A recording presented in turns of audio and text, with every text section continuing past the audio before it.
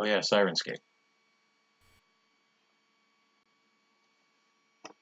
That dice tower is awesome. That's so cool. Yeah, isn't it sweet? Yeah. I also made a dice jail. I'll show you a picture of it. Honestly, if I have more of a reason to, like, use physical dice these days, I might ask you what your rates are and what shipping is. You're basically all digital right now, though. I mean, I guess especially right now. Yeah.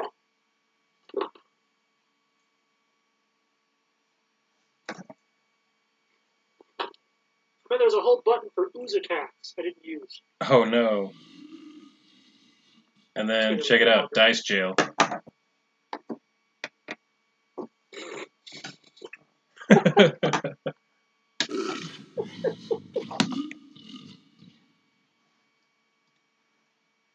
It's the best, right? I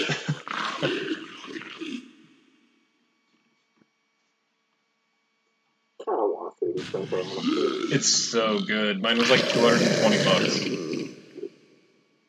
My best friend in college actually ended up getting a job researching additive manufacturing. Ah, Ended up doing his master's in it. it is the future. Sure do believe. Alright, here we go. So, I believe I can't remember exactly, but I think Tam was going to run over into battle medicine on the kobold that surrendered and then burned to death, courtesy of Charlie. That sounds correct. Oh yeah. Is the ghost the spiritual weapon? It in fact is. The what? It in fact is. Okay, yes. So I'm going to open up, I'm going to go ahead and roll that medicine check for him. Holy shit.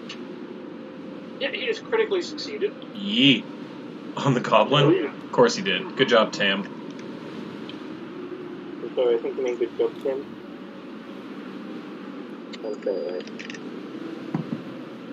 First attempt. Alright, so that kobold just got healed for 13 points of damage. Good lord. Probably more than a kobold's health. Pretty close These at are least. pretty beefy. But I rolled an 8, 2 2s, and a fucking 1. Okay, so only one of them is dead? Mm-hmm. And you guys ran in hard and beat the shit out of them. And when their HP started getting low, they instantly threw up their hands and said, I surrender. Please don't hurt us. That's right.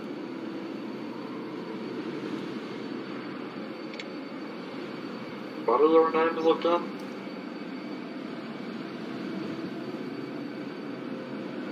That was Kevin. The other one's dead. We are. I want to make sure I get which one's right, because I actually do have notes on which one's which.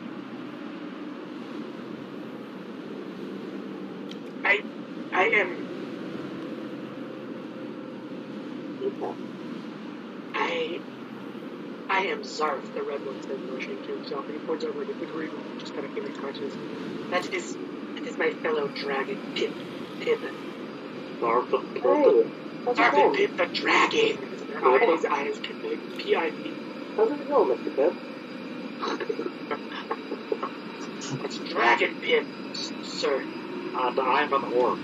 Yeah, Mr. is dwarfish for dragon. Yeah, this is my daughter Charlie. She's an orc too. So it's nice to meet you, Yeah. dragons. Normally a secret roll, but I can go ahead and give you a deception check. I have to find out what's that. You know what my deception check is? Low. +1. I'm trained. Oh my god, and you're a rogue? Good lord. He's a muscle rogue. Yeah. Yeah. Doesn't need to lie, he's just a bouncer. That's not terrible. Ugh. The kobold looks at him like, and you can see on his face that he doesn't believe you, but you also have him at sword point, and he's not into that. He's like, maybe, sure, you let us live. But we may be dragons.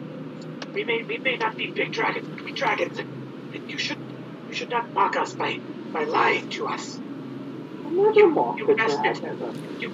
you bested Pim, but we are still dragons, and we deserve the respect. I would never mock a noble dragon. They're the greatest of the nobles. Sir, can I just ask, where did your mighty dragons come from? We used to live in the forest, and then we came here to our castle. And then there were already people living here, the little goblins, so they shared the castle with them because they respected our dragonness. Then, go ahead, anyone who wants to at this point, go ahead and, anyone who wants to, sort of 10 minutes of conversation, you choose what's called Make an Impression, which is a diplomacy check of sorts to sort of... Diplomacy check or... I'm checking because I don't know. Also, was No, that Nate for a that I long heard time, you join us? don't know what it I is. think so. Was Yep, needed there's a while Nate. Nate has appeared. Oh, ye. Dun, dun, dun, dun, dun, dun, dun, dun, dun, dun. The Elite Four. I heard something about a diplomacy check to make an impression, and Tam was all about that. Yeah, and so Tam, as a matter of fact, if you want to jump into this as well, right now you're all talking with the kobolds that you forced into surrender and then killed, and then I decided that, I think, remember you expressed that Tam was going to go over battle medicine, the one that went down after the surrender, but somewhat begrudgingly. Yes. So Tam, if you want to, because you literally saved one of their lives, take a, normally it's +1, but I'm going to give you a +2 on this, and this is a diplomacy check. It takes 1 minute of conversation, which you guys have been having for about this long now. Ike, if you make an impression at this point, it'll be at a -1 because you've been fucking with them. And I they're have aware of not it. been fucking with them. That is But anyone who- absolute Anyone who has anyone who's conversed or taken an action can do so with that. Karen's gonna take a breather over here. She doesn't feel like she has anything to contribute to the chilling out of the goblins. I cannot believe that they would take my dwarfish band. Charlie, do you want to try to make an impression either? You're chatting with them? Yeah, sure, I'll make an attempt. Is it a plus? Do I get a +2? No, you didn't save anyone's life. You're just chatting with them. Yeah, that's fair. Alright, what the hell? You literally killed one of them. Ho ho! It's a natural 1, but it's a +1. I forgot to add my thing. So you said a -1, so that was a 20. That was a 30. So you're still. Oh, by the way, Nate, you'll appreciate this. Ike has gotten into this game enough where he's actually seriously cast Felix, and I think you may recognize the actor. Hey, to be fair, that has nothing to do with how much I've been getting into the game, and has everything to do with the fact that we just kind of got used to my place in the picture. Who is that guy? Ben Barnes, but he's been in many things, but he was the villain in both seasons of The Punisher. Ah. Which I know Nate hasn't seen. Which I've never Yeah. seen. Yeah, he's right there. Prince Caspian too. And for some reason, I only remember that he's Prince Caspian. There's that as well. Yeah. That's who Felix is, which actually totally checks out. So Charlie rolled a 1, so she looks at one of them and just goes like, "I lit you on fire." You're not helping, Charlie. Charlie, I like to imagine like Charlie staring at the kobold and just kind of mumbles loud enough that the kobold hears, "Man, when your kind catches fire, they smell water." Charlie D. It's just like, Charlie D. Come over here. Let's spar a little. Let's practice with your Morning Star. lit him on fire. Yeah, you lit him on fire real good. Okay, so Charlie's critical failure counters out Felix's success. But Tam, you did succeed, and so the kobolds, you guys sort of asked, the kobolds sort of start opening up a little bit more. We lived here with the Brumble Brashers. They respected our dragonness, and this is Zarf, because Pib is still kind of recovering as Tam is tending to him, and Zarf is talking. Zarf is the red kobold. But then the others came, and they were dragon worshippers. We understood that. They're Cinderclaws. They worship Dahak, and Dahak is a dragon. He is king of dragons, and we are dragons. So they should have been in awe of us, but they didn't. They were heathens. Yes, and he kind of looks up, and you've been charming enough that he kind of can't Oh, wait, get a feel for you. heretics. I'm close. Yes, and they didn't understand. Yeah, they believed in dragons, just kind of wrong. They didn't believe that we were dragons, and we are dragons, and their god should have told them. Can I roll a Lord Dragon to see what type of, air quote, dragon these two kobolds are? Like, specifically, like, if they're fire kobolds or whatever? Yeah, it's a recall knowledge. What's your bonus? I'll roll it. Oh, shit. Oh, of course, that's I'll right. leave it. Okay. Sweet. So, So 27. it's untrained. You are trained. In I am Lord trained, Dragons. yes. No, I'm trained in Lord Dragons. I don't know why that came up as untrained. So make sure your bonus is appropriate. I mean, I guess it would be a +7. Yeah, it's appropriate. I don't know why that says untrained, because it's the numbers are correct. So kobolds are legitimately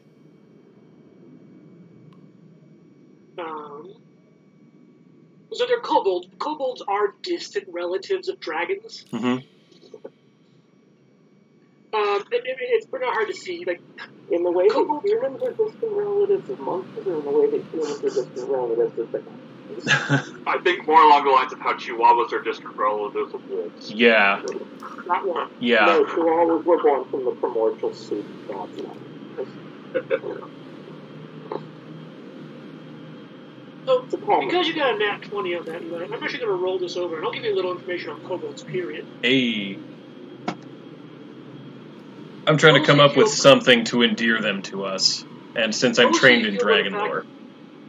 That one, I love the new art for kobolds. I think they're adorable and the best things ever. It's fucking eyes. It's great. They're so dirty. Go for this man. They're also about to become a playable race, so Yep. I think that in general they're Wow. going to play a bigger role. That's So awesome. if I've had any qualms about Pathfinder 2, they're all gone now. The eyes. No, because kobolds are going to be playable. So I'm also working to promote them a little more. So as a matter of fact, these two guys live. What I'm saying is, if one of you guys kicks the bucket and needs a backup, you know a couple kobolds who are nearby you can roll at. Oh, yeah. I was going to say, Finally, Felix dies and he becomes Mr. Pibb.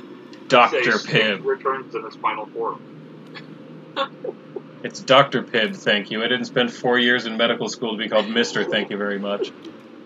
As a matter of fact, if those of you can see Only the 4 camera, years. here's actually a phenomenal piece of Wayne Reynolds art, the new envisioning of kobolds. They look like salamanders. They do. Yeah. And I really like it because one of Pathfinder's intents has always been to sort of give its own flair to classic fantasy monsters. This is a great example. Yeah. So, Karen, here's what Karen learns a little bit. So right off the bat, Karen, you know that kobolds consider themselves scions of dragonkind. They're extremely proud of this purported heritage, no matter how laughable other creatures might consider this claim. Despite such skepticism, kobolds share more than a superficial resemblance to true dragons, with scale coloration closely matching the colors seen among chromatic dragonkind. Some kobolds develop strong propensities towards powerful chromatic magic and manifest these chromatic traits with more intensity. These so-called dragon mages are highly respected by other kobolds, often rise to leadership positions in the tribe. Okay. You know them to be small reptilian humanoids who carry physical similarities to true dragons. They enjoy dark spaces, usually tunnels and mines beneath the earth, with either warrens of their own design or complexes discovered and colonized after the original kobolds have been gone. Although kobolds are far more pragmatic than they are courageous, they use every inch of their cunning to even the playing field between themselves and other stronger creatures. They attack from the darkness and at range, and kobold artificers and engineers master the art of simple but effective trap used to protect their lairs. Kobolds are skilled at working together by necessity. They often set up ambushes or hit-and-run assaults that allow them to do the most damage as possible without being punished. They're diligent and hard-working creatures, though they often turn these virtues towards selfish ends.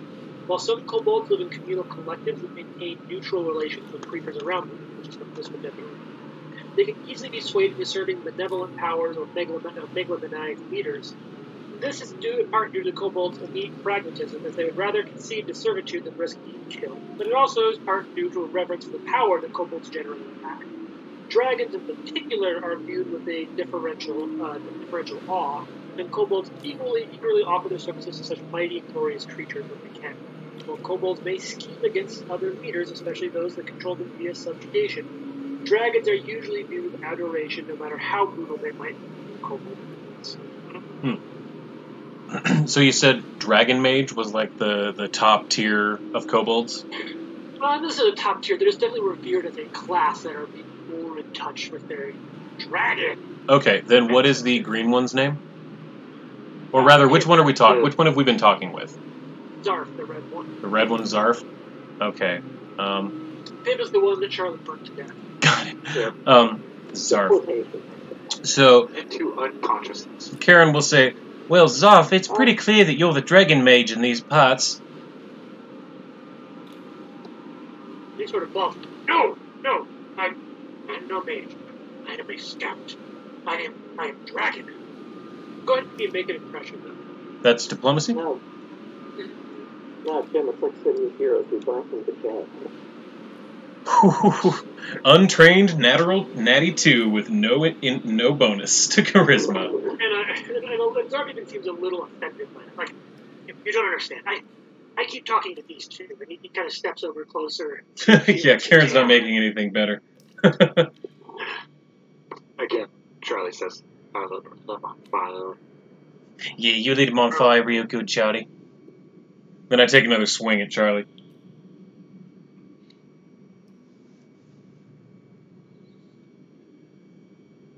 Yeah, they came here, they forced us here, and now we're here.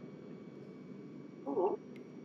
What are your designs, Mighty Zarf? I assume that you would want to move to a larger lair at some point. Mighty Zarf.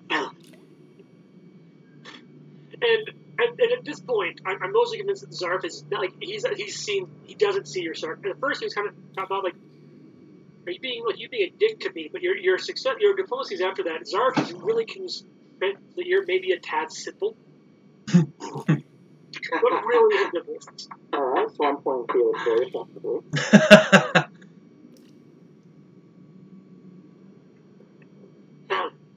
Of course, we would eventually move in. We suspect the Brumblebrash will probably want some space back, but we think maybe you might help us. We know there's a jelly to the room to the south of us. But maybe to clear that up, we could look at knocking down the wall and opening the space up a little more. Oh, Noble Czar! We've already dispatched the jelly. Perhaps your words spoke prophecy in our hearts. Before we even met you. Now they're saying little Yodi.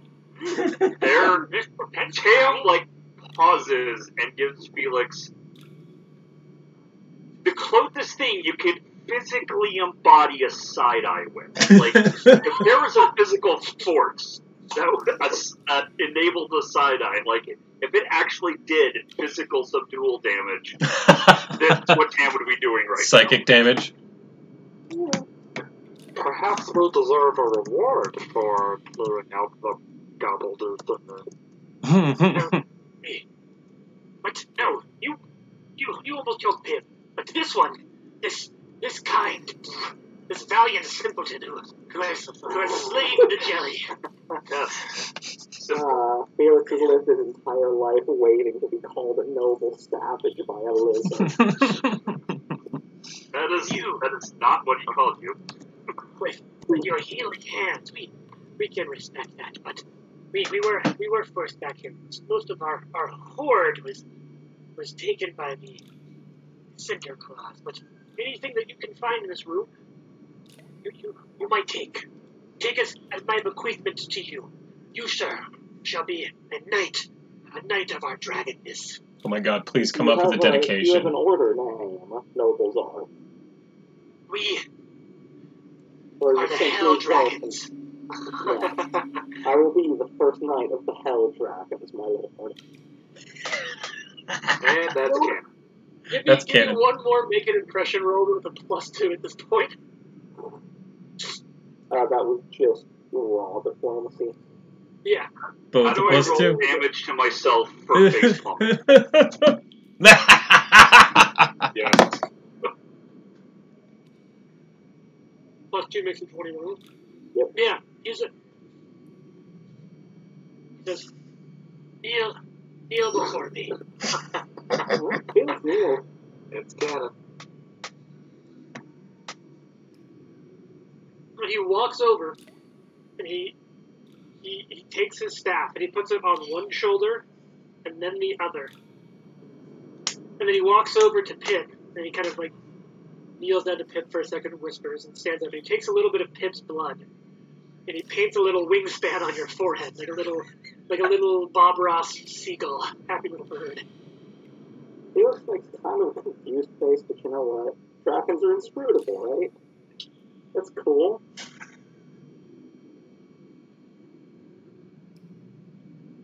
Rise, Knight of the Hell Dragon. I will serve you faithfully, my lord, for as long as I am here.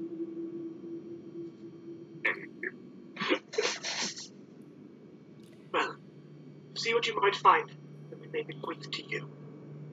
I will look for suitable vestments. About how long are you going to spend looking? I request, my lord, that my comrades be allowed to assist me in my search. Yes. They are useful if heretical. I'll allow it. Your wisdom is great. Also, by the way, I actually did just, Let me guess, there's rules for becoming a Knight of the Dragon?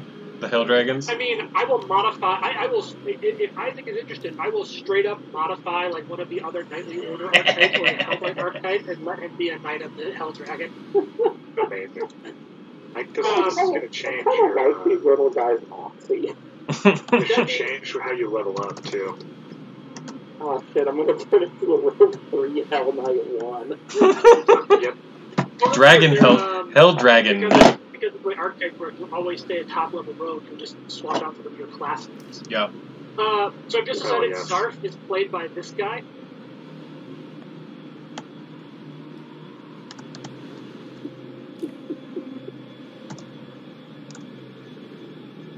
Ken Jeong, I know exactly who Ken Jeong is. I just love it. All I can think is fucking in the community. I'll allow it. Yeah. I I'll can allow it. never die. But yes, the master of the Hell Dragon Order is Zarf as played by Ken Jeong. I'm very annoyed that didn't send as a A GIF. medical fucking doctor, just for the record. He He is. is, I know. He keeps popping up on my YouTube. Never mind, that didn't... Well, like Lisa Kudrow from Friends is a freaking PhD level astrophysicist. Weird. Yeah, but Ken Jeong is a licensed practicing doctor of medicine. Yeah. I just can't get over that. Some kid probably was treated by a guy who was in a hangover as a crazy man. What's the third Raimi brother? Well, technically the first one, brother. Yeah, true. Alright. Alright, so we're looking through this room? Yeah, we're Yeah, looking for how long are you guys room for suitable vestments for Phoenix. You remember when Lumbee thought the King of Spiders was actually a king? Yeah. So right off the bat, there is honestly an XP, I swear to God, there is an XP award for securing the Kobold's health. Sweet. Well, I know this might be a little bit, taking the end role. I think we've secured the focus. I think we might have. Yeah. Wow, 110. Holy crap. That's pretty good. Yeah, holy shit. No, there shouldn't have been that much. Should have been an additional 30. Oh, damn it. Let me adjust that real quick. You don't have to. Yeah, but I'm going to help you. If it's going to be too complicated to change the map, I mean, Yeah, negative numbers interact with the game sometimes. Why would you risk it? Yeah, I don't think science has come up with the math for how negative numbers work yet. I think they're imaginary numbers, right? Yeah, I think so. Exactly, they're imaginary. We don't know how they work. Well, I'm not that imaginative, so... I'm an engineer, dude. I've got zero creativity. Well, then you, like me, must not be able to imagine how things go. I've never imagined anything in my life. Whereas, let me say, I have no ability to understand how numbers actually work. I only imagine it. I'm perfect for this job. Oh, damn it. Well, sorry there. You can die. I took a calculated risk, but man, am I bad at that. Alright. So, how long have you guys been looking? Probably not more than a super long time. That was a stupid sentence. 15 minutes, or half hour maybe. Yeah. Yeah, you guys were about 15 minutes looking around. You don't find anything in the way of investments. But what you do find... Do I find anything in the way of things that I could tell my new reptilian overlord?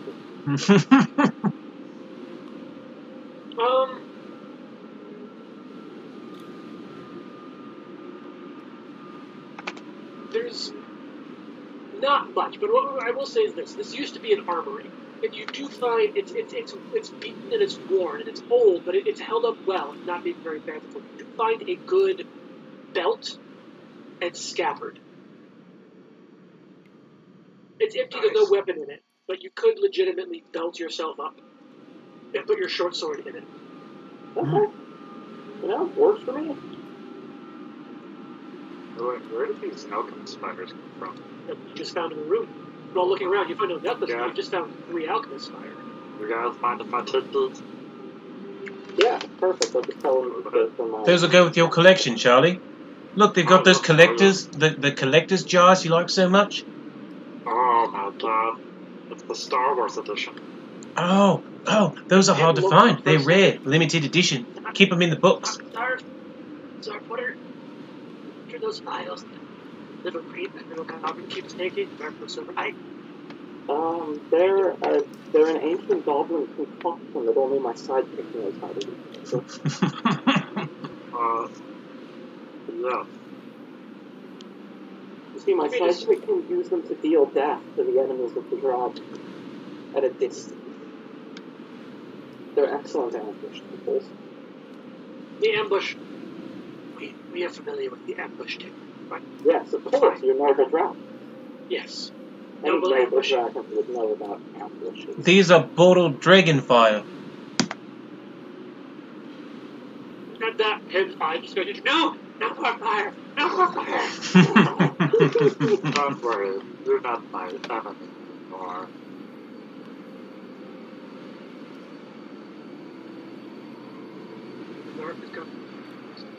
Okay. Go out and conquer this space first. And tell Dragon.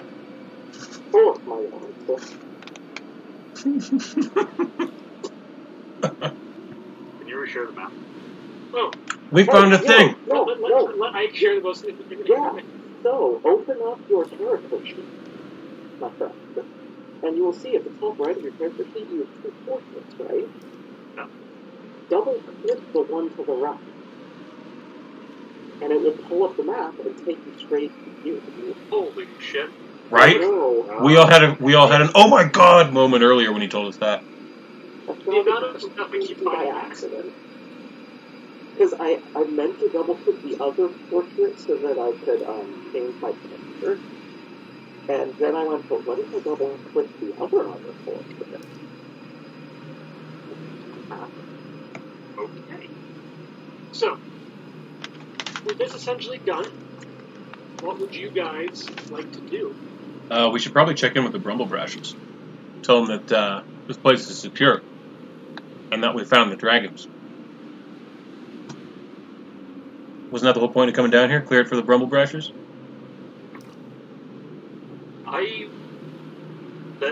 Yes, that is why we came down here, was to clear this out, all out for the Rumble Rushers. I would also, the room to the south with all the tables where the ritual took place, I would like to flip that room, like go through it again. You said there was a bunch of like filing cabinets and stuff in there. Yeah, which you guys went through pretty fine things. That's where Alec found his family heirloom. Oh, that's right, okay. Now, you didn't explore the tunnel leading out of it. Yeah, that's where...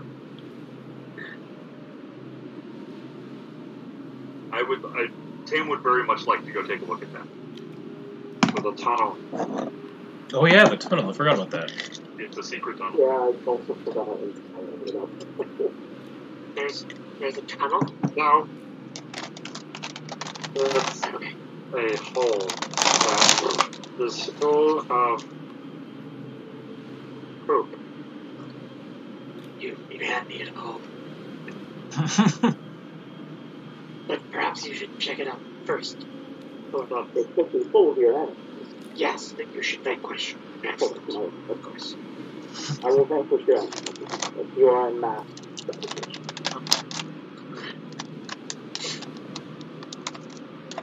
So, you guys gonna head back down? Where are you gonna go? Yeah. To the hole. Alright, go ahead and move here. So as you're walking down, Alec does make some comment. Oh, I suppose this is really the last place we can go if the stairs collapse. Pity though, I would have loved to have seen the deeper level. And he kind of gestures back, and you guys see the stairs to the left of the big sort of circular area. Mm-hmm. Yeah. And he basically explains that from his memories growing up as a child, there are 2 underground levels. Oh. Oh my god. And that staircase was the only way up or down that he knew of. He didn't know, he's never heard of this tunnel before, and he definitely didn't know the secret entrance to the west that you came in the goblin showed you. Oh shit. Maybe there's another secret entrance to the Maybe. hole? If there is, I didn't know about it, but I doubt others would either. I don't see how hard these are to find. But the amount of stone there, nothing's getting out. It's funny. Do those guys not think Mr. is the Walker for travel? That part they do. That Maybe is he was Felix's wrong. personal life. Felix is bad. He looks, well, it's a bit of an amusing coincidence. It was always the higher of the 2 levels that held the crypt, but everyone was down there. Certainly what that second level has become now.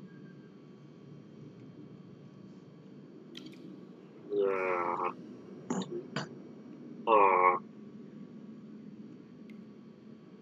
Anyway, Do we want to check out the staircase thing? Oh, you guys know this staircase is so thoroughly collapsed, it would take a month or 2. Yeah, there's no way. to open yet. Alright, well, yeah, that sucks, man. But, Maybe there's don't something think- down here. yeah. So, Maybe we can ask the Bravo Brashers if they know about the other secret extra probation level. Animal House. okay, so you guys head there and you see this tunnel and you see it stretching into darkness as far as your light goes before it kind of winks out. What do You guys want to me do? to lead the way? Sure thing, Charlie. You're little. You'll be able to spot anything that might be in the way. Any dangers. Okay, here we go. Make it. Just pay attention. I'll guide you. Huh? Yeah, cool. And Felix will kind of like show Charlie and staff and bunch of things to knock back on. Doing the follow the leader thing. Follow the expert. Or follow the expert, yeah. Yeah, follow the leaders of business on. Big difference. So it would be like Felix and Charlie, then I think probably Karen, and then maybe Tam, and then Alec in the Go back. ahead. Set that up on the map for me. For no reason at all. Yeah, there's no reason we would be arranging ourselves. No, of course not. Nope. Seriously, arrange yourselves on the map for me. So something like this. Yeah. And we've got Charlie is following the leader. Felix is avoiding notice. Karen and Scouting. Tam, what you doing? Scouting. And Tam, what you doing? Investigating. All right. So you guys walk it down this way.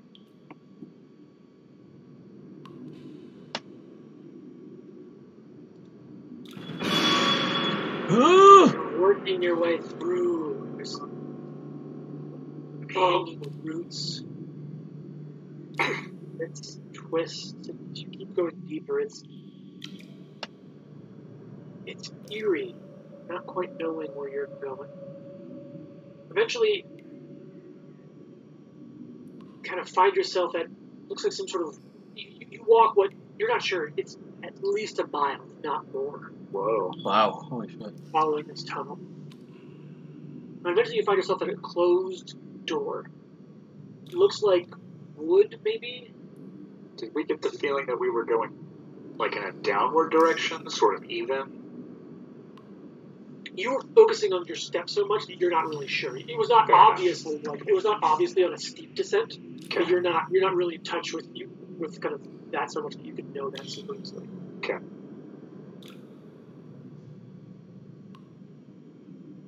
I'm trained in survival. Could I figure that out? That would have been if you were investigating. Oh, Tam is investigating. So we'll pull Tam's survival right now. See He's how a cleric, doing. so at least he has wisdom. So Tam, you're not getting a huge. You didn't feel like you descended a ton or ascended a ton. We didn't go up or sure. We didn't go up or down any stairs, so. He's a city cleric.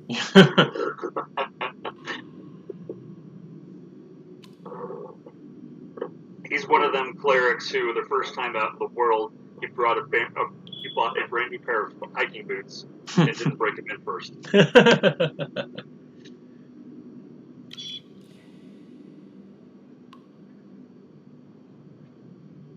So, you're at this kind of door. The door looks a little funky.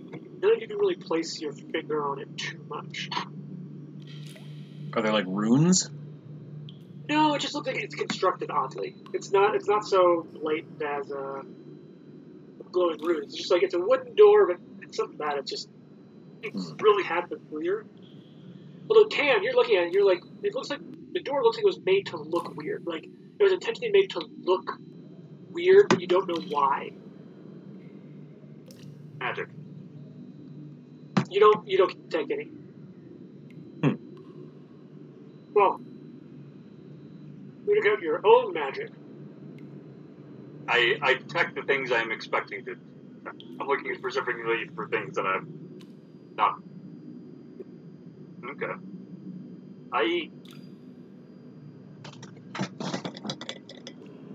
Would my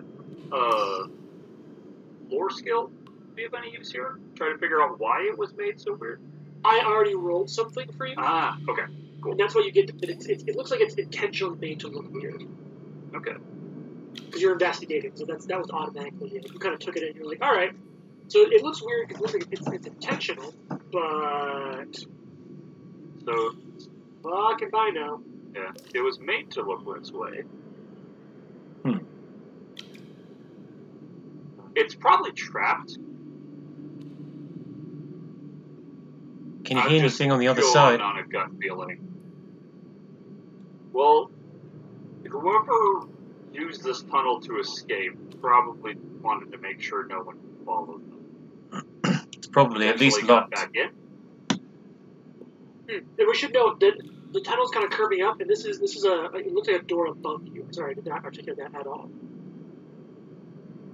So this like is probably like an exit. Like you're beneath a trapdoor. The trapdoor is above you. Okay. So it's probably weird, made weirdly to better line the terrain above. Just a guess. Oh. How high are we talking? There's a ladder, and it's maybe 7 feet above you. Looks, do you want to go first? Check and see if it's locked. If it's unlocked, I'll go up first. I like that a lot more. I feel to kind of reach over. So you gotta work your way up, and it doesn't appear, it doesn't feel to be locked. Okay. Then Karen You will see a lock on it. Karen will climb the ladder and slowly open the door. Then. Cam readies the shield spell. You can kind of start to hear some sounds. And then I look around. And you see shelves along walls. It's dark. It's just the light of the lantern, Tam's lantern, coming out that lights up for you. And you see jars on almost all the shelves. And you see things floating inside them. Shelf upon shelf, jar, and all sorts of things floating in them. And then I slowly close the door back down and I say, there's a laboratory or something up here. Jars just all along the shelves. I think we should get ready to fight something. I think you might be right there, Charlie. Alright. Let's say, I'll go up and I'll still try to be sneaky, but let's see. Alright. So I'll head back up and I'll switch to stealth. Even though I'm not Are you great going to at follow it. the leader here? Yeah. Over the top, boys. Mm-hmm. Okay. You all kind of climb up into this room, yeah? Yep. You start to look around you. All of you are avoiding notice right now, except for Felix, except for Tam. I was about to say.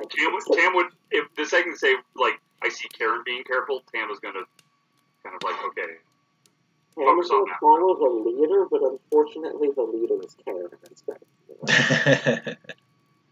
So you start climbing up there, and Tam, you have the highest perception DC. So there's a couple of things. All of you see this, like all of you right away. You all see. First, you see it looks like some kinds of ears are pickled, like inside of these jars is what it looks like. There's floating some sort of liquid. You see feet of different animals floating there, and it's right as Tam, you start to notice different shapes in the jars. The others haven't yet. And the door starts to open. And this We're door gonna like opens start into the slapping. Like I'm just gonna like try to like slap Felix and point towards the door. room. And it's right as this door opens that Tam, you realize what it is you see in some of these other jars. And your eyes start to focus on beets and cabbage, cucumbers. And as the door opens, you hear the sound of people come in. And this kind of surly looking dwarven man stumbles in, just wide-eyed and seeing the fun of you. Whoa! What the bloody blazes are you all doing here? You can't clear this. Christ! Do we know this guy? What's up, brother? What's up, brother? On a night of hell dragons. Oh God! And he looks over his shoulder. Someone get Roxy. We've got a bunch of drunks what fell asleep in the larder again. Well, no drinking. No drinking. Well, clearly none more for you, Chief. Still A here. little bit. Chief, Killian. Where are we? God, how much did you drink last night? You're here the pickled ear. The pickled ear? I mean, And he's kind of like, We're back. gestures around. We're You back. don't see the bloody pickled ears? Who are known for? Those in pickled crow's feet. that sounds wonderful. Out of character, I forget the name of the town we started in. It's been so long. You all started Breachill? Breachill. Breachill. Oh, Are we back in Breachill? Where else would you be? Holy! Well, we were up at the. Up at the Hell Knot At Citadel. this point, he's already stumbled out. Get your drunk asses out of there. I'll serve you food, but I won't serve you booze. I will take 2 pickled ears, please. Alright? You guys kind of come out, and you realize that it's kind of like early afternoon. There's someone in the corner playing a tune. And those of you, like Felix, as you're a local, you do recognize that you are, in fact, at the Pickled Ear. A bit of a rough and tumble tavern, and one of the more run-down parts of Breachill, but it is generally known for its greasy but hearty food and pickles of all types. This is great. It's lovely. I mean, it's honestly like it's sort of like the best dive bar to go to in Breachill. Is it like cheap gas prices. station food? You know? No, I'm thinking like remember Patrick's 5 years ago? Oh yeah. Yeah. That. Okay. You know, it's been a long day. I think we all deserve this. Let's say we sit down for a bite. And Alec just laughs. I'll tell you what, you all help me find this, and he looks at the ring. The least I can do is buy us lunch. My God, I don't need that. Probably a bath. With that 5 pickled ears. I've never been in that in my life. Not just pickled ears. This is, actually, I've been here before. I've heard my father tell me stories about it. Give us 5 of the specials with the ears. Make it eerie. Eerie. The dwarf just looks, and you see him start grabbing stuff out. They've got like a cast iron griddle running in the back. He's just throwing down pieces of pickled ear that he's slicing into thin slices. He's make like a pickled ear steak sandwich. He's cutting up big slabs of bread, getting little bits of cheese and peppers and mixing them in. You see he's working these tongs, scraping it up, chopping them up on there. It's not too long before he brings it over. Well, we don't serve water here, but here's our weakest need. Oh, that's just place. He kind of slams it down. I'll tell you what. You're all being nice and you ordered lunch and it's been a slow day, so I won't tell Roxy about finding you passed out in the larder. But don't do it again, okay? Yeah, we won't. Yeah, Thanks. No worries. Quite Look, Kate Killian knows you've all had the rough nights, but you know you gotta be kinder about it. sure, if I may. Of course. Has anyone else been passed out in your larder over the last few days? I mean, we And did one. I'll take out 2 silver and just kind of like slowly slide them across the table. Well, I appreciate your tip, but go ahead and make an impression for me. +1 on it. All right. Yeah. So if we double the silver, is it a +2? No, my +2 result needs to be like a pretty substantial connection. A bribe. I mean, this is a tip. I mean, but for +2, For it'd be gold. for a gold, he'd wonder what's wrong, and depending on your roll. Yeah. Alright, just go and roll diplomacy. That's what make an impression. It takes a bit. For 2 gold, hey. more than my stuff. You gotta laugh. No, I'll happily take the tip as way of an apology. I mean, I do what I can. I'm great, but I'm not as great as Kate Killian. But I'll tell you that it's only once or twice a year we find a drunk passed out down there. It's usually Reuben. Fucking Zadko, man. And you see Reuben, you see this guy to the side of the room just kind of lift his ready head up. Oh, shut up, Reuben. I talked to your family last week. I know what you did to your son. George, he forgot his birthday. We're real deep. That's been awful. We knights of the Hell Dragons would never He kind of looks at you. Maybe someone else should take his lead. Yeah, I'm on it. And then Karen will take his and start drinking He's it. like, actually, you know what? 1 second. He comes back and he plops down a mug of pickle juice in front of you. Oh, yeah. Felix just lights up. Thanks, brother. And kind of all this, you see Alec take a small purse off his belt, which kind of jingles it and just tosses the thing. You imagine he overpaid by probably half again, but it's probably mostly like the small change purse. Barkeep takes it, nods at him. Ain't seen one of your folk here in a long time, haven't I? Alec looks up. Oh no, I'm not as such. I'm just an armorer, here to pay on vacation, if you will. Here to pay tribute to my family. Track down a bit of line, but my father always spoke of the fine establishments that one could wet their whistle out here, and they were willing to track down the more rowdy bits of civilization. I'll let them know this place still runs. Wait, you're Stagger's kid. Oh, you know my father. No, I never met him, but I knew your mother. And he kind of points over at where there's one part of the wall at this tavern that's clearly newer than the other parts. I once watched her throw 2 orcs right through the damn wall. I mean, courtesy to her to order, they paid for the replacement. Not perhaps as garish as I might like, but Man, fixed it up right away. Never seen someone do that. God, you would have sworn she was an athlete. She just punted him. I swear she put a spin on one and just choked it straight through the window. The other one she missed with, that's how the wall went. Seems like someone I want to arm wrestle. I just shakes it. Oh, God. No, you don't. Anyway, but happy to pay for it. Thanks for the drink. At this point, we're going to step off that exposition from the little play and kind of figure out what you guys want to do now that you're here. Alright. I have. I've already at this point drunk half of the glass of triple juice. Yeah. It's not bad. It's really helping with you. It's helping replace your electrolytes. I get a feeling that it might be what plants crave. Rondo. Tam is very much trying to, trying to be very low key, but being way too obvious about it. There's whoever set off those traps, whoever was trying to do that ritual, is in this town.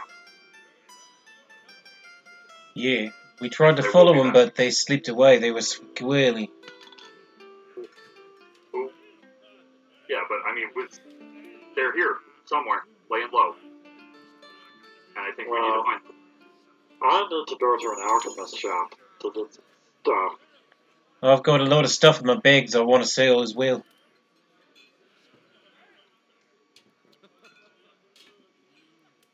Yeah, so Karen wants a blacksmith at least.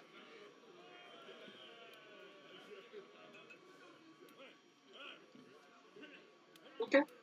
So if I finish this VR. Sometime in the evening, I'm going to sit down. I've got these 3 unidentified magic scrolls. I would like to spend some time with. Try to figure out what they are. Hell, look, I'm cool if you want to pour over them over breakfast. Okay.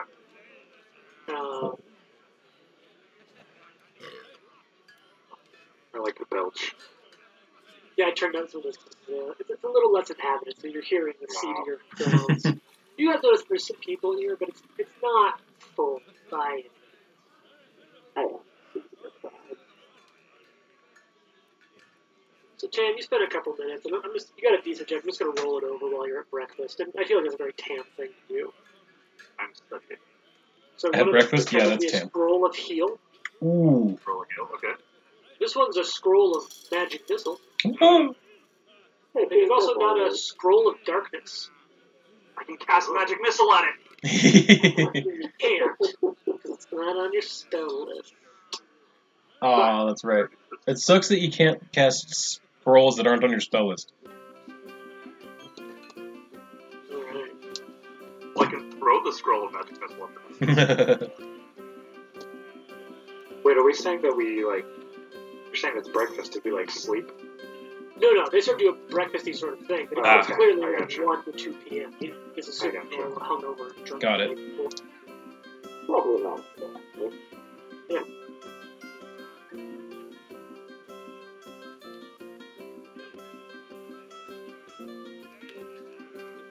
Yeah, Karen definitely wants to hit the blacksmith to sell some things.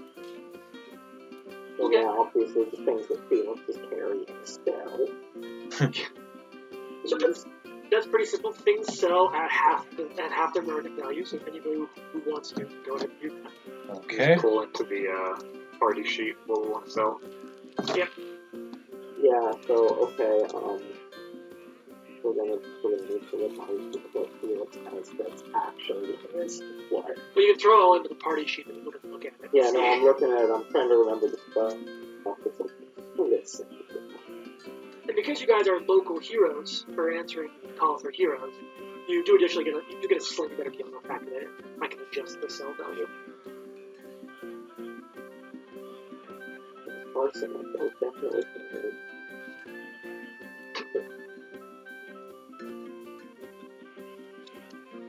So what's your guys' next plan of move? So while you're prepping yourself, I can prep whatever you can handle. We need to go tell the Bronco Brashers that it's Yes. safe to go back. Okay. If you'll remember, you actually have a specific contact with the Bromo Brashers. Was that original one of those people? I think there's writing sets. Yes, I do remember that stuff. Those are worth pizza. I have a magical potion in my inventory that has apparently not been identified. Yeah, Charlie, you want to take another crack at that? Yeah, sure. Let's yeah, I'm gonna say over enough time. So before you were pretty sure it was a potion of haste. Oh yeah. And what I'll assure you is that you critical failed on that. It is not, in fact, a potion of haste, but it was a beneficial potion. So I wanted to let you know it was the wrong thing, but let you know that it was helpful. Right. It's an invisibility potion. Okay. Whoa. Sweet. Because there was a part of me that was really looking forward to the moment that Karen, ready to go in battle, just threw back what she thought was a potion of haste. And it disappeared. Turned invisible. That would have been sweet. But because Karen specifically remembered, oh yeah, we wanted to check this out, it's been a day, you got a new roll, I rolled well. Yeah, check it out. Cool. Thank you. Yeah. Yeah, so if you remember, your contact with the River Rashers was the Ambassador Warble. Oh yeah, Warble. I remember Warble. I remember him. Her. Whatever. Felix is moving on such petty labels. Well, as a matter of fact, you know what?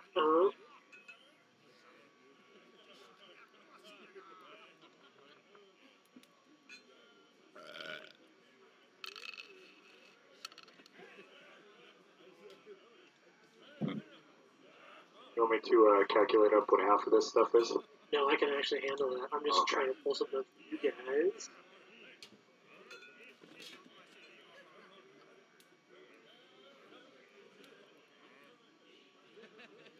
I just thought the Ambassador Warble was back at the camp. Yeah. She was helping intended for that. So there you guys go. Just in case you need it. We've got some big things there. So we're up north of Pickled Ear. Yeah, seedier part of town. Cool. Wow.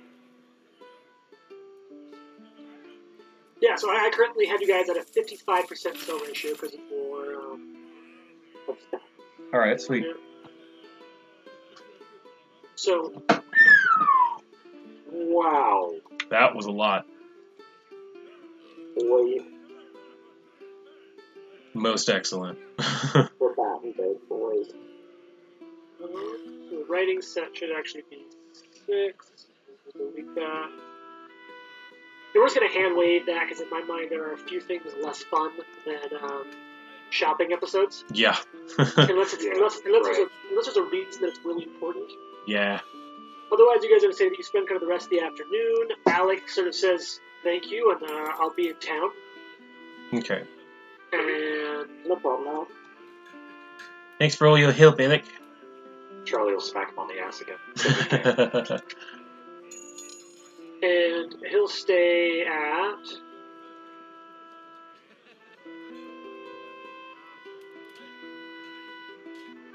Actually, no, that's not true. I do have little bits of info that I did want to bring up because there are like personalities of people in town that you kind of get to know. Hmm. So let me at least say where you probably sell this at.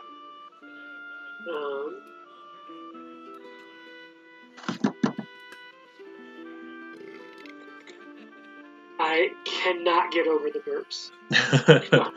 Those are awesome. I actually need to pull up this document that I saved here specifically for this. Well, I'll say without too much, because it says this in the player's guide, so I don't want to read it, but this is kind of your guys' homes, but I want you guys to start to feel like Breach Hill isn't a spot whose name you forgot. Mm-hmm. I did. Okay. I believe Charlie and Karen were staying at Le Mans Lament before the adventure started. Le Mans Lament is a soup kitchen. Yeah, So yeah, you were because kind of working there. yeah, we were kind of working there.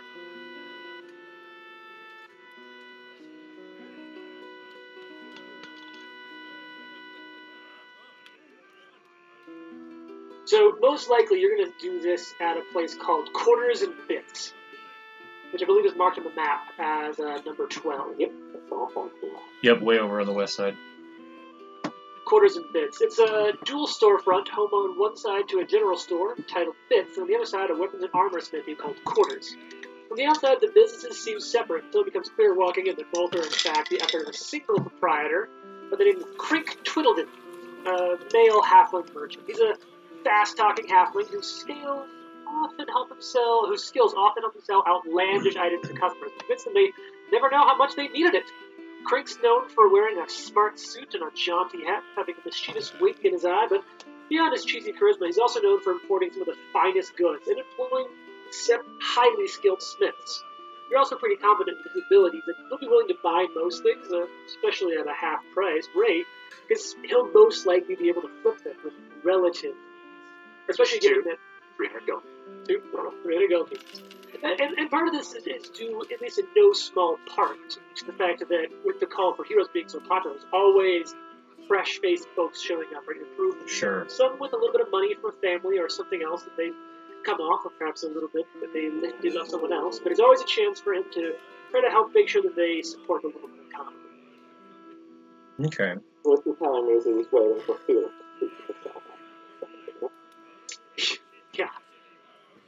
Oh, I need to get my shield fixed. We can kind of hand wave now that you're not in it. Felix could definitely do that. Okay, sweet. Felix can do that eventually. So you guys have 111 gold. Excellent.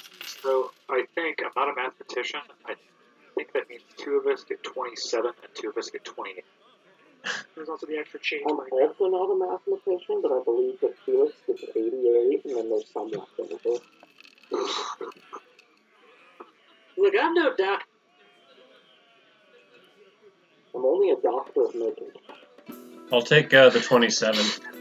I can take 27 as well. I don't think that matters. Yeah. Yeah, people are volunteering to take 27 Felix and that's not good. Fair enough. I respect all of you.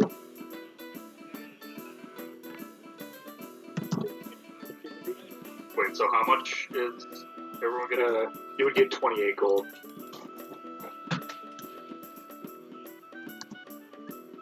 I'm looking up availability, because now that this book is out, I can talk a little bit about what's available for sale, so you guys can talk. Oh, good. You guys can work on this sort of. I was just Actually- thinking about runes. 3 of us get 28, I think. Yeah, 3 of us get 28. Buying and selling on page 20. Oh, thanks fucking God, guys. Welcome to Pathfinder, where there's an entire section just titled Buying and Selling. Oh, right. Yep. Checks out. This game leaves it up to you to determine what items PCs can and can't purchase and the final market price for them. Settlements the size of a town or bigger typically have at least one vendor for basic common gear, magical items at first level. Beyond that, it all depends on how much you want to allow the players to determine their ability, how much verisimilitude you want in the game. You can set the specifics where you need, but let's look at 3 possible ways. PCs can buy what they want. You gloss over the details of markets. PCs can sell whatever they want for half the price and buy items they wish to at full price. This approach is focused on expediency over verisimilitude and likely to reduce the number of usually more distinctive items you have as many players seek out the ones that most direct support their character's strength. This still means there's a limit on purchasing uncommon or rare items, but you can even do away with rarity if you really want. I'm not doing that. PCs can buy what they want, but must put in additional effort. If they want to buy or sell items, it must be a location with a market that support that. Usually sell a single item for its price, but the price for something already plentiful in the market could drop typically 25 or 10% or be refused entirely if there's a glut. Buying an item usually costs full price. Buying higher level items or uncommon ones requires seeking out a special vendor. They might be unlikely to find an item at all, even after time investment based on the settlement's parameters. This allows the PCs to determine some of their items and forces them to really work to get more powerful ones and discourages nearly every enemy to sell off fairly ordinary armor, which you guys haven't been doing anyway. Because I think everything you guys just sold was... It wasn't like mundane shit, but it wasn't just like this piece of junk and that piece of junk. No, Yeah, Magical markets are rare or non-existent. PCs get what they find in adventures and craft their own items. If you allow for them to get formulas in some ways, if you have magical market lists at all, their selections are small. They sell items at full price and have difficulty obtaining the funds to buy more items. They might purchase items for half the price, but are far more selective about what they take. To use this approach, PCs are more likely to use strange items they find that might be dissatisfied or even underpowered depending on what items you give them. Even in this style of game, you might want to allow them to get weapons and armor with fundamental runes fairly easily, or make sure you avoid cases. So, you know what? This is our game. I'm going to tell you guys my instinct. Check it with you guys. My instinct is to use a mix of both. You guys can buy what you want, but must put in some effort. So, in this case, I'm going to say most simple things are available. I'm going to say that the magic markets are not a given. Mm-hmm. Fair. So I'm going to say that Breach Hill will have any non-magical item up through probably, I'm going to call it right now, depending on how the town's doing, up through level 7, and only magical items up through level 4. Okay. Yeah. So we could get runes here? Yep, for sure. Most of those are level 1 through 3. And in my mind, Breach Hill's used to deal with low-level adventurers, so... I would definitely want to Actually- get a rune for my war flail if I can afford one. Yeah, very possible. So the whole group could talk about that. As a matter of fact, if you guys have, I think there is a rune on the bow. Yeah, it Oh? is. I What forgot. Because you guys were talking about paying the cost to get that shifted potentially. Oh, that's right. When you guys first got it, you were so fucking poor, you couldn't afford it. That's right. Who has that? Does that Felix have that? Oh, yeah, that's Felix's Purple plus 1. That's right. So, guys, because what time it is, I wanna look at 2 options. We can kind of talk through some gear, because we haven't really done gear much as a group. We'll probably need to talk about gear as a group. Mhm. We can do that now and wrap up our session with some gear. Or we can punt gear to next week, and if you guys want to focus on whatever your next narrative step is. My guess is, because of where the narrative pacing is, I think it makes sense to kind of drop into gear a little bit. Yeah, You guys think about what you want your next narrative move to be over the next week and jump into that next time. I agree with that one. Yeah, I agree. So let's talk about gear. So Eli and I have gotten to talk to these a couple times for one of our other games, so I'm a little familiar with them. Let me give you guys the basic dealio. And actually, yeah. Actually, no. Here's the rule I'm going to use in general. I think this will be pretty simple for Breach Hill, and we'll modify because this is a little similar to Starfinder, and I like it. You guys are in a city. You're not a big city, but you're definitely in a city, right? You can see the map; it's not small. Mm-hmm. Right. You can find magical items up to your character level. Okay. You can find non-magical items up to your character level plus 1. If you're in a big city, it'll be magical items at character level plus 2. Now, here's the difference. To buy anything above your character level, you will have to talk with me, and we'll have to identify the store you go to and maybe make a single roll. Okay. But I think in general, your power at the city facility, if you guys are in a small town, it might be magical items at your level minus 2. Yeah, And so my basic rule is that finding anything above your level will require a little bit of, not role play necessarily, but world interaction. Okay. Finding anything equal to your level, if the city supports it, in my mind, Breach Hill is equal to your level. So you can always pretty much buy a magic item equal to your level. And we'll do this up through level... What did crafting call it? At level 9, you need to be master, right? I think so, yeah. So this will be the case up through. I'm going to change this once it gets to level 9. I'm going to use the crafting tools and say that our house rules are as such, and I'll write them down somewhere. But Okay. Our house rules are, I'll write out like hovel, village, town, city, mega city. Sure. And up through level 9 is how it's going to operate. Basically, anything above level 9 that's going to be specialty enough that it'll pretty much be able to make it or find it in a bigger city or commission it from someone. All right. And then anything above level 16 will be even more difficult. Yeah, those will be in ancient crypts. Well, or the truth is, crafting in this game, because you can craft stuff like without having to. Gone, this is something I really like. Gone, in many cases, is the must be able to cast this spell or something. True. In many cases, you can replace that with a scroll of that spell, and scrolls are pretty easy to get. Mm-hmm. As an example, if you're creating an immovable rod. Oh, that one's pretty simple. You just need the money. Or Maestro's craft requirements. You must supply a casting of charm of the appropriate level. And when it says you must supply a casting, a scroll will do fine. So even non-magical characters can just need to buy a scroll of that and then craft it. Or pay someone to cast it. So at higher levels, it might be, if you really want a specific item, then you'll need to be working on creating a formula. So if you're getting to levels where man, there's one specific magic item I really want, then maybe some of your downtime activity is researching a formula to make it. So up until level 9, though, this is how we're playing it. So here's the important things, because one of the things most people care about... no, I'm going to provide one additional caveat to my house rules, because I've already decided to modify it. I'm going to have to write all this down at some point, because it's going to get complicated, but I'm really into it.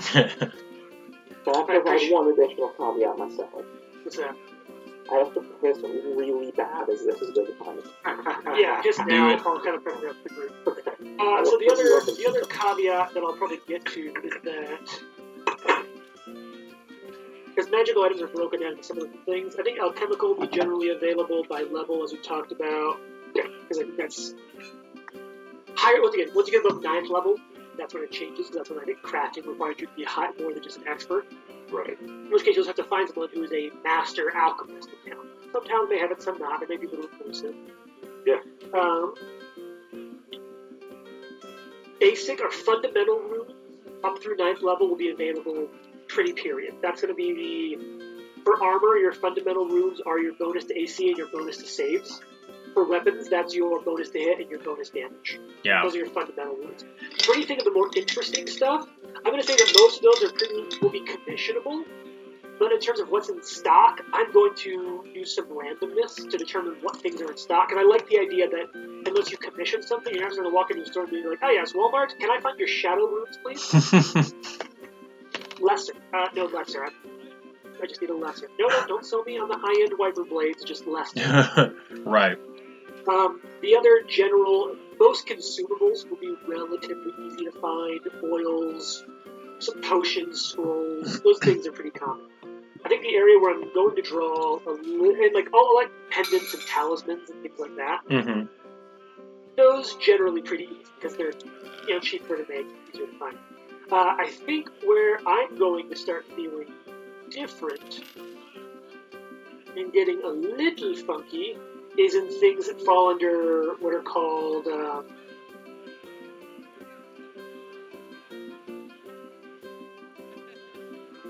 So is a +1 weapon the same as a weapon potency +1 rune?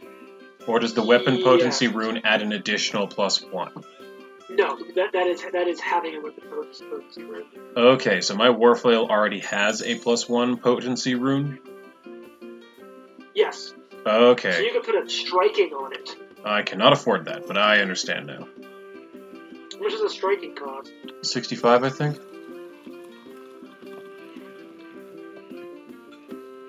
Yeah, 65. So the area where I'm going to say things get a little different is trying to find things that count as held items. That's still their father, but for context, held items include like bags of holding, chimes of opening, ever-burning torches, things like that. Those are pretty easy to find, but those are all going in my mind to fall under GM sort of discretion. Corner blasting, Thurible of Revelation, Primeval What is Revelation?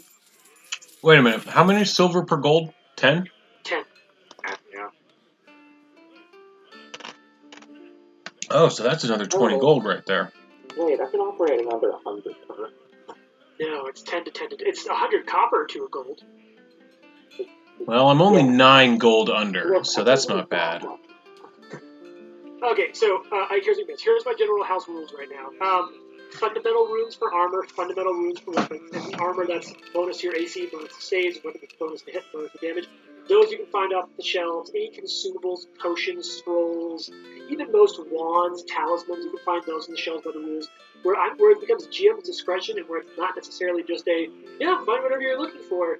When it becomes that is with when you get to the like held item, basically what are called permanent items outside of armor. So any they're called there's a special name for them, but it's like runes that do things beyond just bonuses. They're typically the cool shit. They're called property runes. Any property runes you can commission. There might be some in stock, but they're a little random. And similarly, held magic items like bags of holding, runes of flying, and that shit.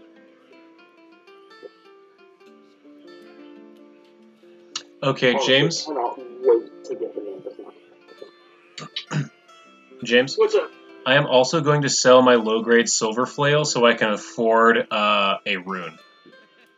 Alright, you want to throw that out? Okay, has everyone claimed their gold out of the parcel coin so I can zero that out? No. Yes, I did. You can zero that. 28, right? 28, yeah. So that is that. Yeah, Karen, throw it in the parcel items and I'll convert it for you. I'll say, James, I am going to be spending. I'm going to try to find 6 gold worth of ruby powder Okay. so I can cast continual flame on my lantern. Oh, nice. James, I took that money, so thank you. Yep. What I was just talking about with Trent earlier is that in my mind, you could basically just convert that pretty easily. So if you want to do that now, you could definitely. You would not be. Yeah, you could find that. Quarters and bits.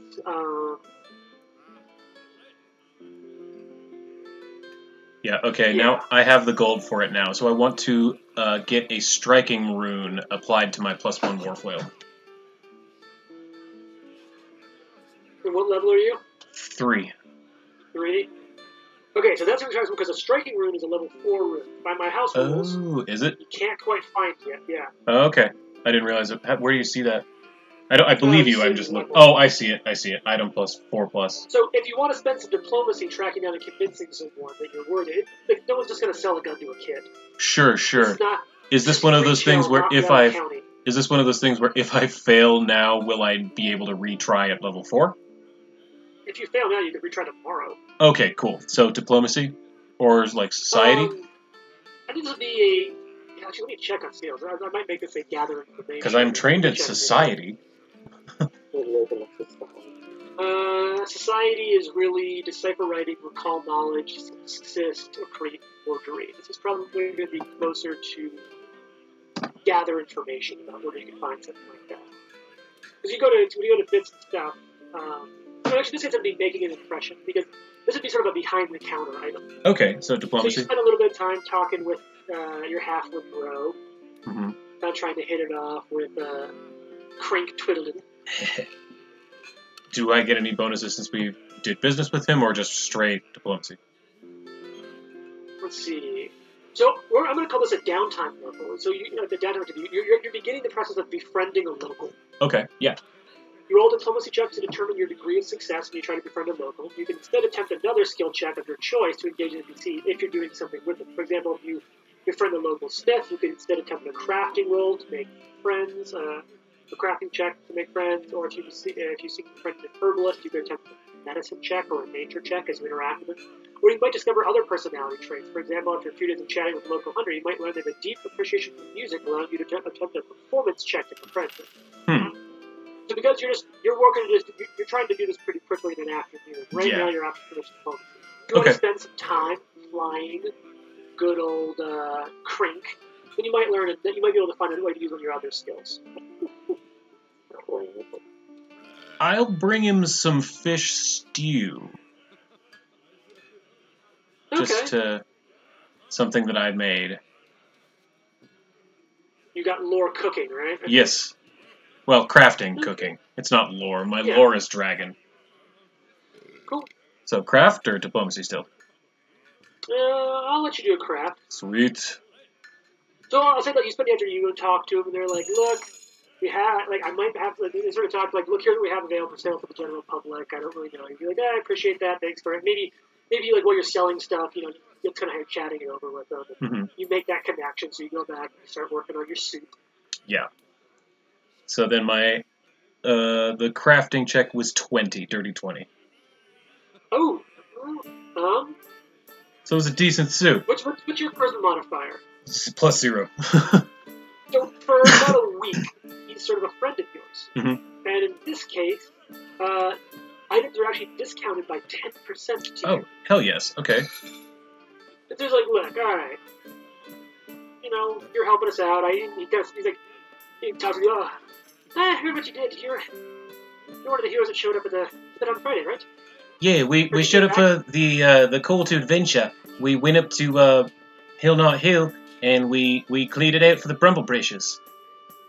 Yeah, I like Warble. She's really nice. Always kind. Buys little bits here and there.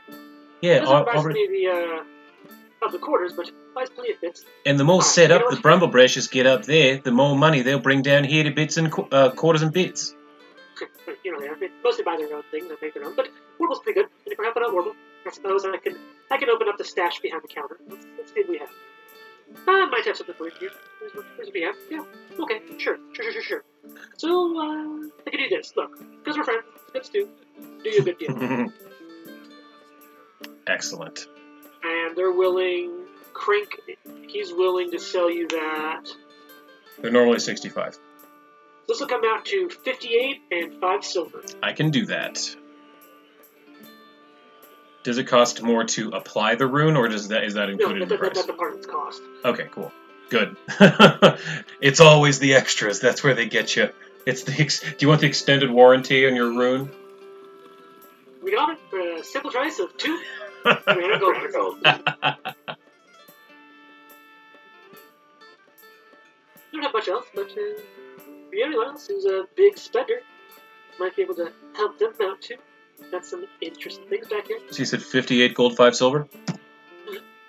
Okay. Like, there's not much, not to cast down on you. He's like a pretty nice person. Hathor, Karen. Oh, really appreciate you cutting me that deal there. I did actually come into one of these recently. He opens up kind of another drawer. There's like a little velvet pouch, and all you see a rune that he explains to be a rune of returning. Ooh. When you make a thrown strike with the weapon, it flies back to your hand after the strike is complete. Oh my god, I want that for my shield. That's fucking cool. I want that for my shield so bad, but I want this one more, because it's more useful. I think someone may want that for their hammer. Oh! Thor. That's Thor's right. hammer. Wait, what was the name? Yeah, you're right. If Felix isn't there when... What's the halfling's name? Krink. Krink? Yeah, if Felix is not there when Krink shows me that, I'll say, you know, Yeah, no, I can't use that, but one of my friends who has helped me out, I think he might be very interested in that. I'll send him your way. And then Karen would absolutely tell Felix about that. One thing for your notes, Eli. So you have the benefits of friendship for a week, which is this improved discount. Oh, awesome. But it also gives you this is just with this one person now. It also gives you a +1 circumstance bonus on diplomacy checks going on with this. So now you can make this a permanent friendship if you succeed on if you crit this check. Okay. So basically, as long as you keep progressively working on befriending Krink, you might develop a lifelong friend with Krink. That would be awesome. That's adorable. I would. Karen would do that because of Charlie. She has an affinity for the small folk, unlike most orcs. So what I'll say is keep your notes on that and make time for that when you want to go hang out with Krink. Yeah, notes. So what are other notes. peeps interested in doing with their time and or money? We talked about this transferring runes. You can transfer runes between one item and another. This uses the craft activity and lets you move one rune to another or swap it. To swap, you must be the same. They must be the same form. An item can have no more than 2 property runes. If an item can have. Let's see. If you took a transfer item. Like it has to be I think weapon to a weapon. You can't do like weapon to armor. Right. Yeah. You can't put like the resistance one on armor. Is I that mean, on weapon to weapon or like a ranged weapon? The ranged weapon or like short or the short? It's weapon to weapon. If it is a rune that can only be applied to a melee weapon and you're going to transfer to a range, you just automatically fail. Yeah. And to do it's just a fancy way of saying it has to be done. Yeah. So to do this, you have to do a crafting check. It's determined by the item level of the rune being transferred, and there are material components to do it, which is 10% of the rune's price. And it takes about a day. Oh my god, So, Felix, the returning rune is even cheaper than the one I just bought. You have to get that and put it on your hammer. I mean, that's the entire thing. So for example, if you want to take that, because you got a +1 longbow, right? Sure. Short bow. So if you want to take that rune off the short bow, you could apply it to any one of your other weapons for a 10th of the price and a craft check. And I would definitely take Felix 2 quarters and bits on a separate day to try and get that discount from Krink. Krink's just going to give it to you. Okay, that's cool then. Then either way, I send Felix Krink's way. Make this explicit though. That doesn't remove the short. It's going to Yep, it just makes it a non-magical short bow.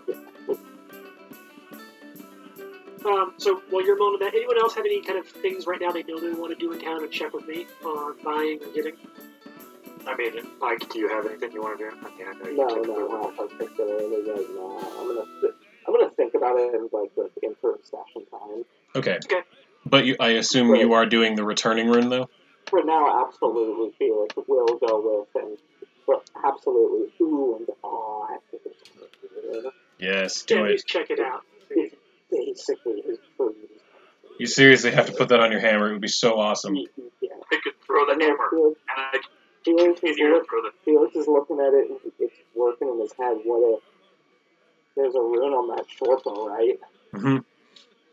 And the return rune here. So what if it was a +1 hammer that could be thrown forever? Exactly. Yeah. So it would actually have to have the +1 on it to start. You can't put a property rune on it until it has at least one. Yeah, you have to transfer the rune from the bow and then put put the returning on top of it. So it would be a +1 returning light hammer, right? Yeah. Yeah. Just like my flail is about to become a +1 striking war flail. Although striking is technically a fundamental rune, so you could just start striking. It's just way more expensive. So That's you true. often end up Yeah. doing.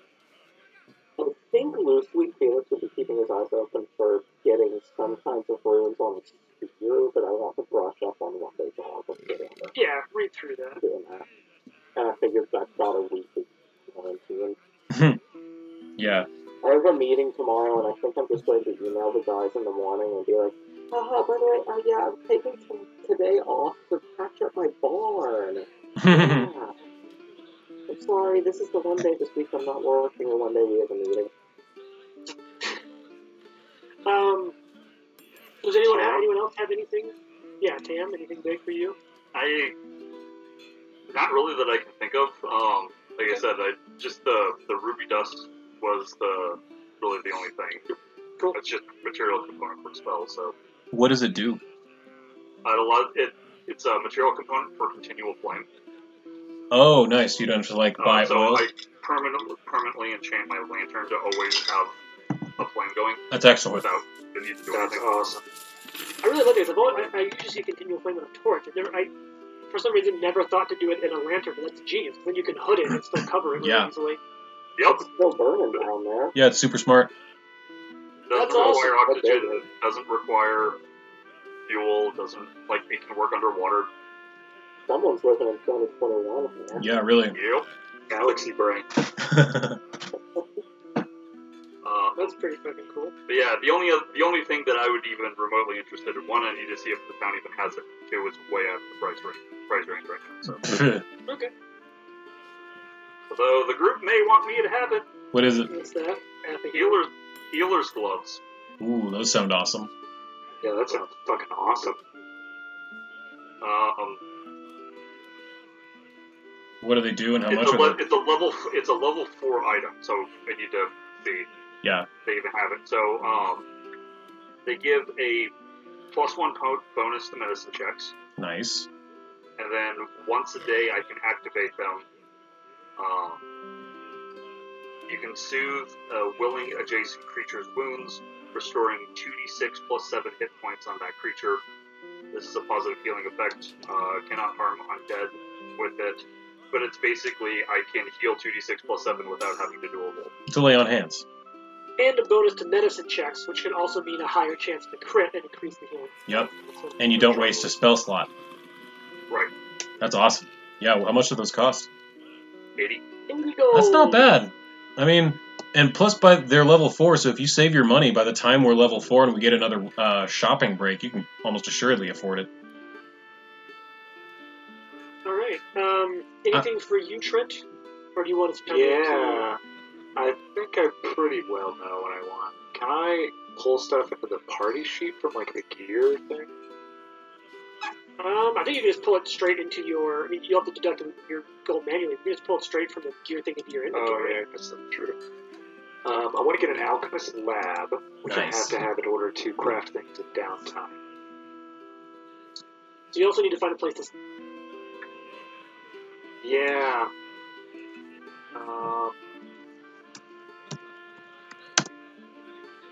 That is true. Now, like, a lab isn't a full lab. A lab is like a big-ass suitcase. You do need a place to work. That could be a rented room, or if you want to find somewhere to stake out and kind of make a home, you can certainly do that.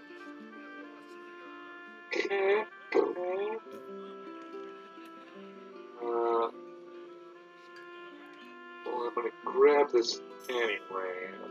5.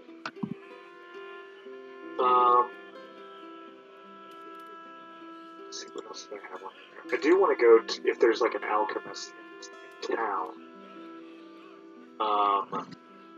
to maybe even the book company, to see if they have like some formula books sitting on some shelves somewhere. And I'm going to want to get some reagents.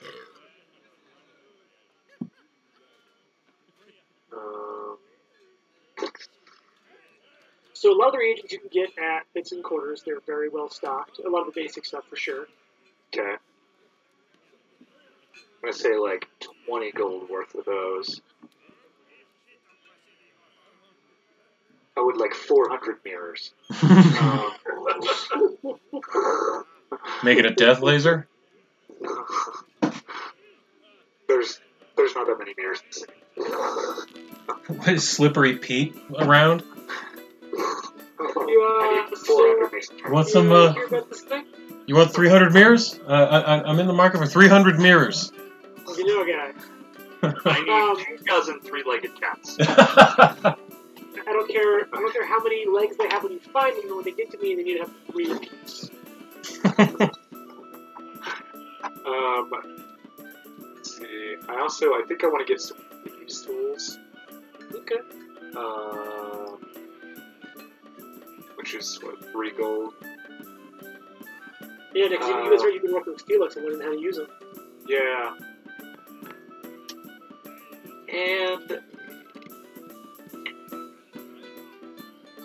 yeah, I think that's good for now, aside from like going to the book company over there and kind of seeing what they got on their shelves.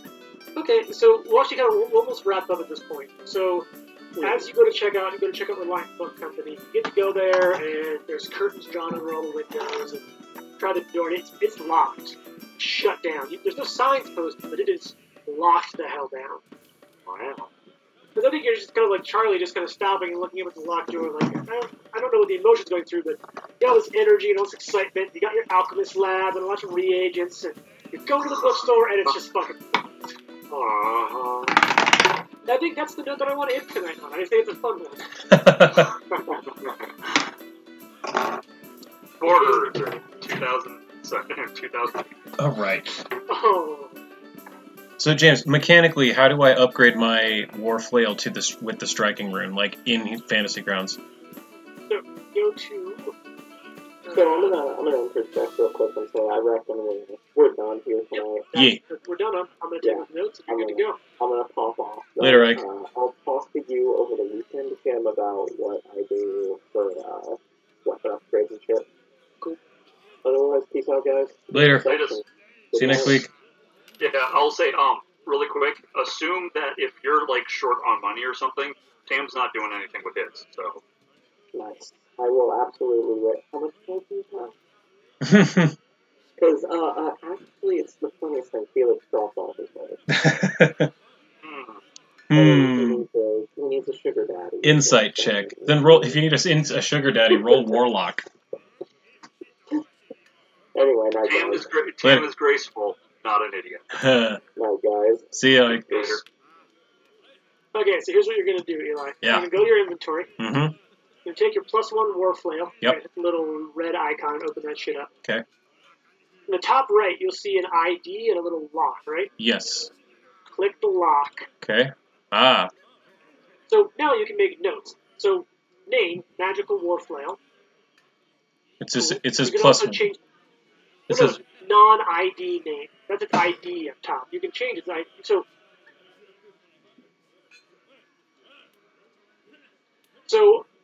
if you want to, you can now retitle it up top and make it +1 striking war. Oh, I see. Okay. And then that increases the damage die by 1? Or... Not at all. Now you can scroll down. Uh-huh.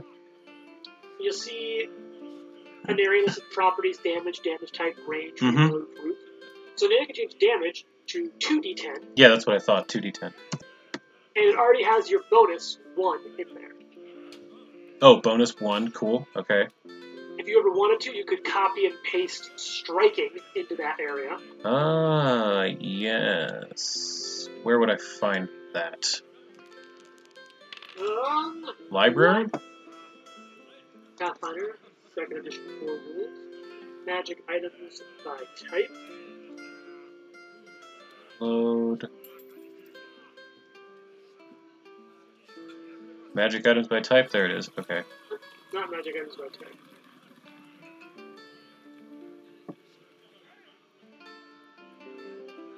Traits? I don't know. Those things fucking. No, not traits.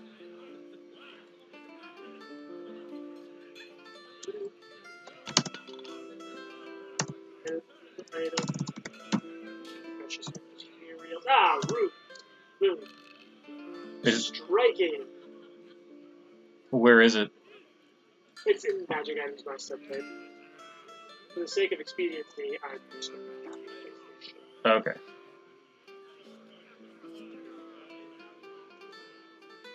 Oh, it's hard block. I can't. So you can copy that out somewhere else and paste it in, but you know what it does. Yeah. I'll get it from Google. And then you can lock it back down. And now I think you can go down to your actions.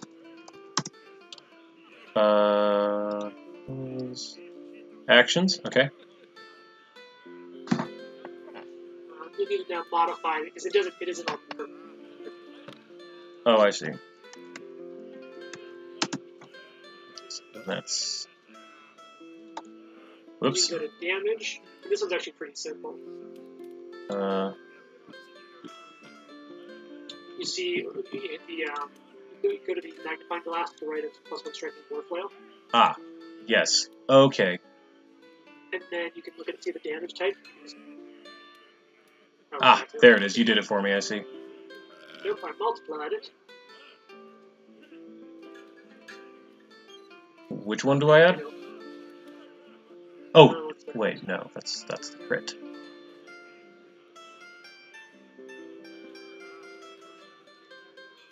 No, I figured this out. Yeah, Oh, so you there just it is. drag the die type you want in there, boom, drop it. Oh, cool.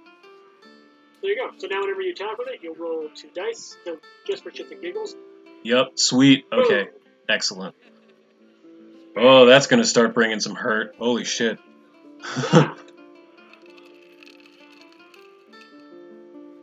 Yes. Yes, I'm pleased with that. Okay. I think we're kind of set there then.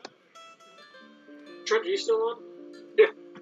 I think I might send up the flare to the see if people want to drop in a couple minutes. Just as a- Oh, okay. Yeah, no worries. Jared mentioned he might be up for something. So Sweet. I'll Go ahead. no.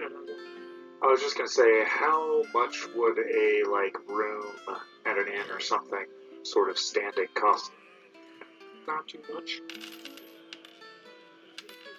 Let me find that exact answer for you, though.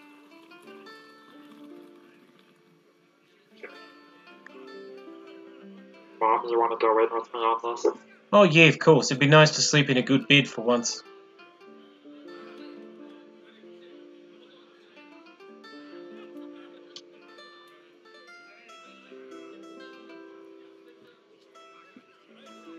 They're just flipping through the core book.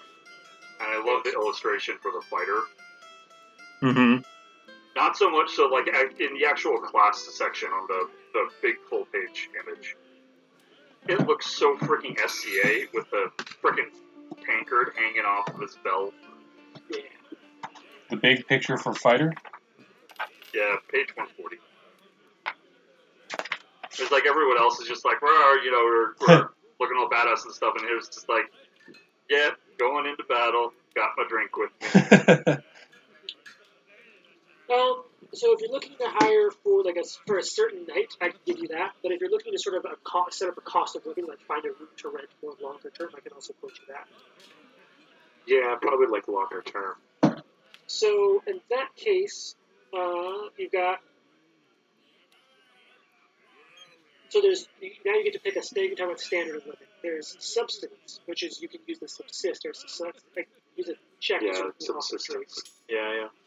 Comfortable, fine, and extravagant. I imagine you're looking for probably comfortable. Yeah. Go about a gold piece a week or 4 gold for a month. I say we slap down 4 gold and say we'll take it for the month. Yeah, I'm alright with that. I'll put down 2. Alright. No, it's not free. If you guys budget 4 gold, that's enough to cover room, board, dues, taxes, and other things. So like, that's also food you need to live on for a month. That's your cost of living for a month. Excellent, yeah. Yeah, that's fine. So that'll cover some rent. Basically, every time that we go in there, we got food. Yeah. That you're like, oh yeah, what's up? All right. This is less that they're providing it. This is one that like you're basically prepaying on like groceries and stuff like that. Oh, okay. You bought the punch card for the cafeteria. Yeah. Pretty much. Neat. Where's that at? Sorry. Pick a part of town. Fine is probably north of the river, but if you want to pick a part of town, pick it. This isn't like a certain inn. You're renting a room, so I imagine put an extra room in the house or like an extra sort of attach on the back of one of the buildings. Lots of little apartments here and there. You guys just kind of rented a little studio. I'll let Mom know. Probably find something close-ish to the river on the north side of town. Mm-hmm. They probably need a carriage. Cadence Keg. Stashing my lab in there. Well, Yeah. Cadence Keg is more than an inn, Oh. so you won't find like a long-term thing. If you want to get something nearish there, just you don't have to pick a named building. You just literally probably find something. Oh, gotcha. I see. Blocks. Yeah. Alright, you write a description for tonight, and then actually, Nate, I wanted to mention something to you that I mentioned to the others. It's pretty exciting. It's something for you to keep in mind for your character. You with me? Yes. So I got a chance to check out a preview article today for the Advanced Player's Guide that's coming out next month now. And holy shit, I could not be more excited. Here's the important highlights. The Advanced Player's Guide is going to introduce 40 new archetypes into the game. It's also going, so some of these will include old things that were classes in first edition that will come back as archetypes now, such as the Cavalier and the Vigilante. Those are now archetypes for you people to play. There's also a bunch of new ones that I'll talk about in a second. We're going to add in 4 new classes. That'll be Investigator, Swashbuckler, Witch, and Oracle. They're going to add 5 new ancestries or races. Cat, Tengu, Kobolds, Orcs, and Ratfolk. And they're adding in a new kind of ancestry option called a Versatile Heritage, which is things like Aesmere, Tieflings, Danthir, and things like that. Instead of them being their own race, it is a heritage that any race can take, since all Tieflings aren't just humans in a bit of even. It could be Tiefling Dwarf, Tiefling Halfling, Tiefling Orc. You can now mix and match those together. But as it comes to like looking at how characters evolve, some of the they're adding in some old classes to archetypes, which is cool. So that one will get a couple of the old classes, but they're also adding in some really new ones. Well, they're converting a couple of classic prestige classes to archetypes. They're adding in Shadow Dancer, Dragon Disciple, Eldritch Archer, which it's not called Arcane Archer anymore because now Eldritch Archer can be any kind of magic. Right. Okay. But they're also adding in some new ones that allow for a ton of like mechanical customization. And so some of the examples they listed is that they'll have an archer archetype or an armored sentinel archetype, so you can focus on specific weapon or armor playstyles, even if you're